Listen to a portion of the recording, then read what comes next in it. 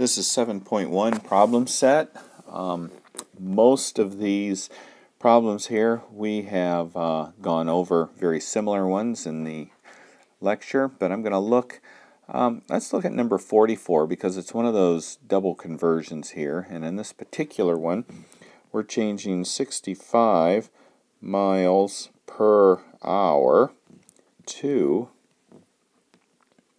feet per second. That's the abbreviation for feet per second. So again, we're doing a double conversion, so I thought I would do that one with you. So we've got 65, and I'm going to write it as miles over hours. And I write my time sign, I draw my line, and I put my miles there. And I just keep going. Do I know anything about changing a conversion between miles and feet? Well, that's pretty easy. I do. I know that there are 5,280 feet to 1 mile. And that gives me the chance to cross out my miles.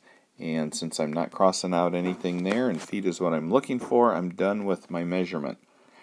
So now what I've got to do is I have to convert hours to seconds. So again, I'm just going to continue on, make it times, make a line, and since hours is on the bottom there, I'm going to put it on the top there.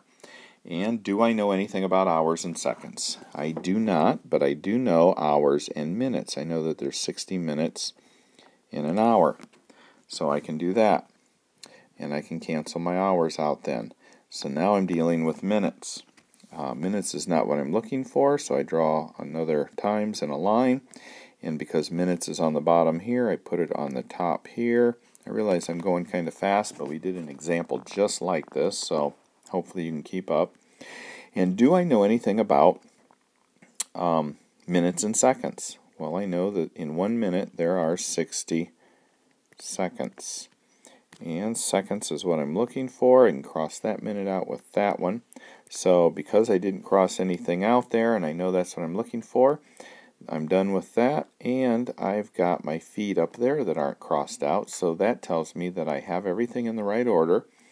My feet are on top, my seconds are on the bottom, which is where they have to be.